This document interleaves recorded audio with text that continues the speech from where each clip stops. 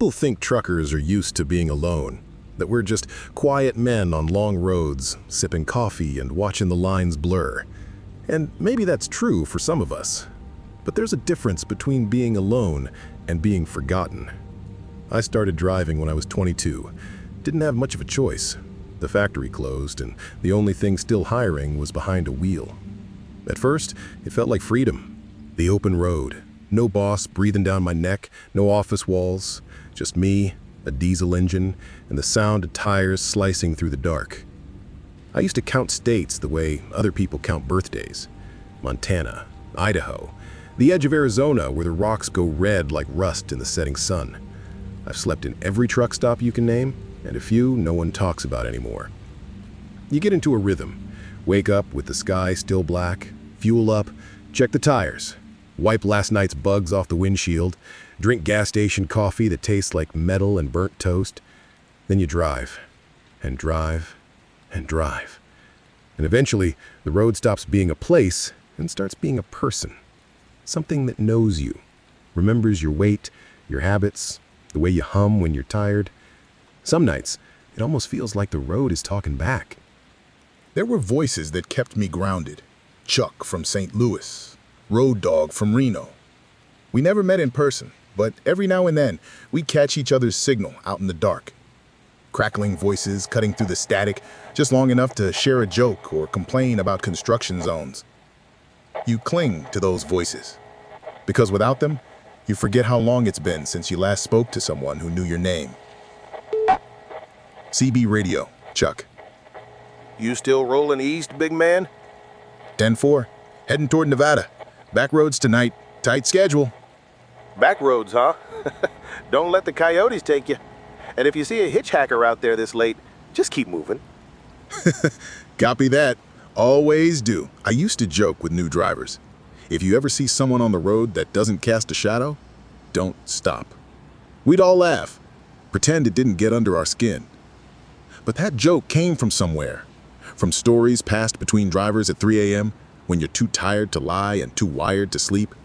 Stories about old men walking the median barefoot, whispering engine specs from the 60s. About trucks that appear in your mirror but vanish when you check again. About rest stops where the clocks run backwards. You hear enough of them, and you start to wonder if something out there is keeping score. I was 2 states and 1,000 miles deep into my last run when I remembered it was my daughter's birthday. She was turning 10. I hadn't seen her in over a year. Her mom stopped answering my calls after I missed that court date in Kansas.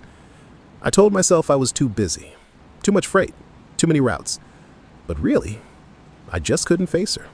Couldn't face the way she looked at me the last time I dropped her off, like she knew I'd already left, even though I was still standing there. I tried calling that day, got voicemail, left a message I knew she wouldn't hear. Said I was on the road, said I'd send something soon, said I loved her. The truck didn't care, the sky didn't pause, and the road kept pulling me forward, like it always did. They say the more you drive, the more you start to see things. Things just past the reach of your headlights. Things that might have always been there, waiting. And the lonelier you are, the louder those things get. I didn't know it at the time, but that stretch of road was the beginning. A back route through the Nevada desert, lined with shuttered gas stations and crooked fences. I'd been down it once before, years ago. Only this time, it felt different. The signs looked older, the sky darker, the silence deeper. But I kept going, because that's what we do. We drive forward, even when we know we probably shouldn't. It started with a phone call I never should have answered. Dispatch rang in just after 10 p.m., a last-minute run. Emergency haul, overnight. Destination was some old processing yard east of Ely. Paperwork said medical refrigeration equipment, rush delivery. Didn't ask questions, didn't want to. It paid enough to cover 2 weeks of fuel and keep the wheels turning. That's the thing about jobs like this. You say yes because you don't know how to say no anymore. You say yes because the silence between trips is louder than the engine ever was. The route was straightforward, until it wasn't. Halfway through the desert stretch, I hit a detour. A rock slide had closed off Route 93 just before the canyon split. GPS glitched for a moment, recalculated, then rerouted me onto a road I didn't remember ever seeing before.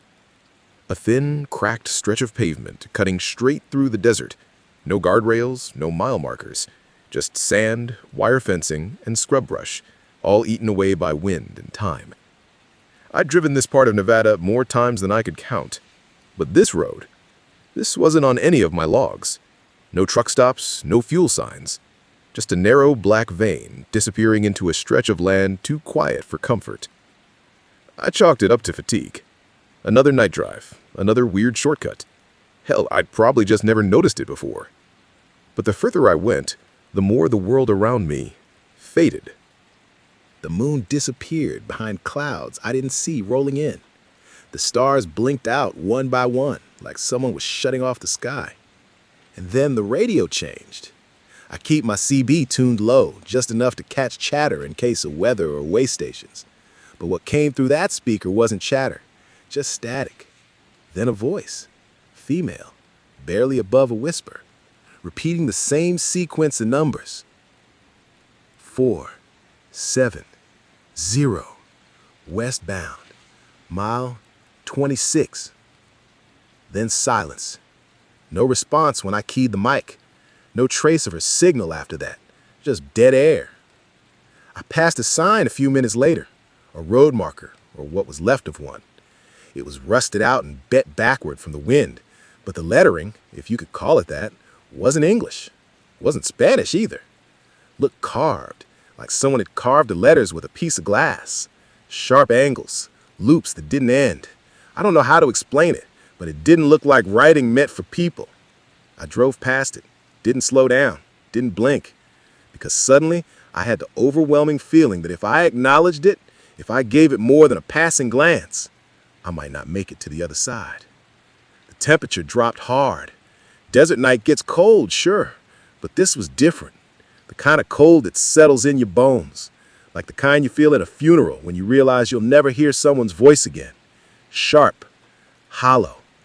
And then I saw him, a man, standing just off the shoulder, motionless, head down, hands at his sides. No lights, no vehicle, no reflection in the mirrors. I slowed the truck just enough to squint through the windshield. He didn't move, didn't flinch.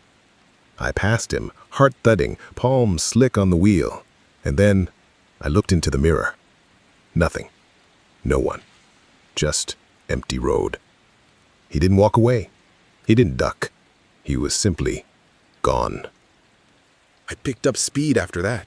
Didn't feel tired anymore. Didn't feel much of anything, except the growing sense that I was being led somewhere. Drawn like metal to a magnet. And the GPS, the screen was still lit, but the route was gone. Just a blinking dot in the middle of a black screen. No ETA, no roads, just space. I told myself I'd find a turnout, maybe catch a quick nap, shake the nerves, drink something cold, regain some sense of the real. About 20 minutes later, I found one. A dirt patch off to the right, barely visible. Old tire tracks faded into gravel, like someone had parked there long ago and never came back. I pulled in, killed the engine. The silence hit harder than I expected. I sat for a minute. Checked my phone. No signal.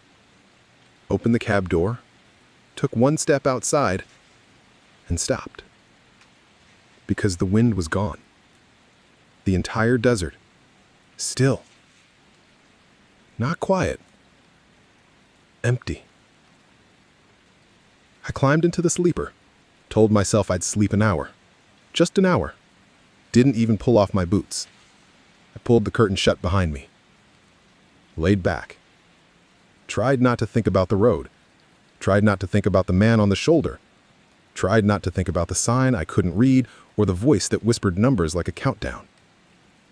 But when I turned over, the blanket was already folded down. Perfectly. Like someone had been waiting. I don't know how long I slept. Could have been minutes. Could have been hours. But what woke me up was knocking. Not outside. Not on the cab door. Inside. right behind the sleeper wall. Just 3 soft, deliberate taps. At first, I thought it was a dream, sleep paralysis maybe, the brain misfiring. But I was already sitting up, wide awake, and the cab was freezing. I reached for the sleeper light. It flickered once, then again, then stayed dim, barely enough to see my own hands. That's when I saw it.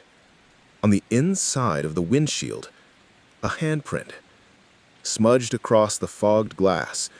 Not mine. Too small. Too slender. The fingers were spread wide, like whoever left it was pressing, hard, like they were trying to push through. I didn't move, didn't breathe. Every instinct in my body told me to turn the key and drive until the sun came up. But I was frozen in that tiny, suffocating space, surrounded by cold air that didn't belong to me. The smell came next. Old wood, dry rot, kerosene, like an abandoned barn that had burned halfway and then been left to rot in its own ashes. I wiped the condensation off the inside of the window, hand shaking, but the handprint didn't smear, didn't fade, didn't react at all. It was under the glass, somehow inside the windshield. That's when the GPS beeped again, out of nowhere. The screen that had gone dark earlier now flashed back to life, but what it showed wasn't right. Next turn, 1/4 mile, rest area.